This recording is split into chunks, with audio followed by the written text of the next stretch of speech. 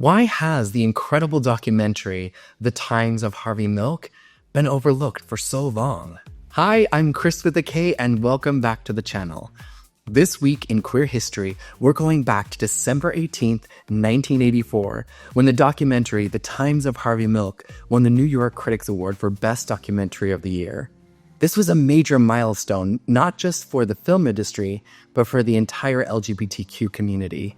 The film brought Harvey Milk's incredible legacy to a wider audience and became a crucial piece of our fight for equality. So buckle up and let's take a trip back to the 80s to see how this documentary changed everything. This week in queer history, stories told with love and glee. The Times of Harvey Milk, directed by Robert Epstein, tells the story of Harvey Milk, the first openly gay elected official in California. The documentary was released in 1984, just 6 years after Milk's assassination, and it showcased his rise in San Francisco politics, his charismatic leadership, and the tragic events leading up to his death in 1978. And here are a few key points about the film. Harvey Milk was a beacon of hope for the LGBTQ community, and the documentary captures his journey against a backdrop of political turmoil and discrimination. He didn't just fight for queer rights, but also for seniors, workers, and other marginalized groups. On December 18th, 1984, the New York Critics Award honored the film as the best documentary of the year, solidifying its impact. This wasn't just about filmmaking, it was a statement. It showed that our stories deserved to be told and that they mattered. The documentary's use of archival footage and personal interviews was groundbreaking at the time. It showed Harvey Milk as a complex individual, charismatic, flawed, and deeply committed to change. It humanized him and, by extension, our community. During an era when positive representation was rare, the raw emotional power of the film,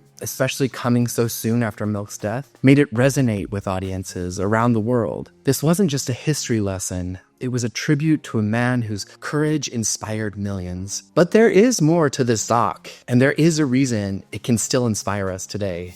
This week, we're giving a big shout out to our queer politicians. From Pete Buttigieg to Sarah McBride, these public servants carry the torch that people like Harvey Milk lit for us. They face challenges daily, but they show up, they speak out, and they fight for our equality. So here's to all of our queer politicians out there. You are seen, you are loved, and we are behind you 100%. So why does this documentary matter so much? And how can it continue to inspire us today? Well, The Times of Harvey Milk was one of the first documentaries to address LGBTQ issues directly. It paved the way for countless other films that sought to explore our community's history, challenges, and its victories. It was the first film to receive mainstream acclaim while talking unapologetically about our fight for equal rights. It also carried on the activism of Milk's message. Harvey Milk was a powerful speaker, and the documentary captures his speeches, his marches, and his tireless work. Even after his death, his voice echoed through the film. The documentary inspired many people to get involved in activism and to advocate for LGBTQ rights on local and national levels. And it also won the Oscar for Best Documentary Feature in 1984, which was a significant achievement. It proved that queer stories had a place in mainstream cinema and encouraged future queer filmmakers to share their experiences. In 2012, it was also selected for preservation in the United States National Film Registry for its cultural and historical importance. Today, The Times of Harvey Milk is used in schools and universities to teach about civil rights and LGBTQ history. It serves as an educational tool to help new generations understand the struggles and the victories of the community and to remember the life of a man who stood up against hate. When I think about Harvey Milk marching through the streets of San Francisco, I'm always in awe of his courage. He wasn't just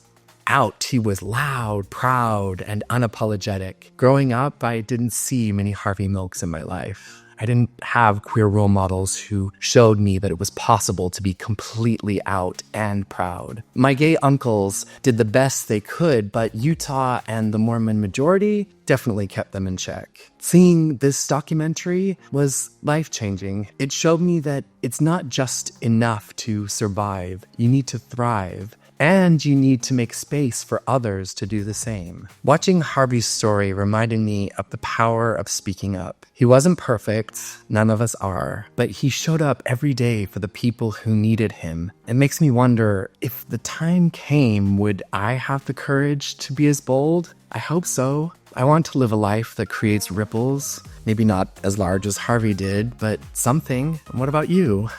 Would you have the courage to speak up when it matters most? It's hard, it's scary, but you're not alone.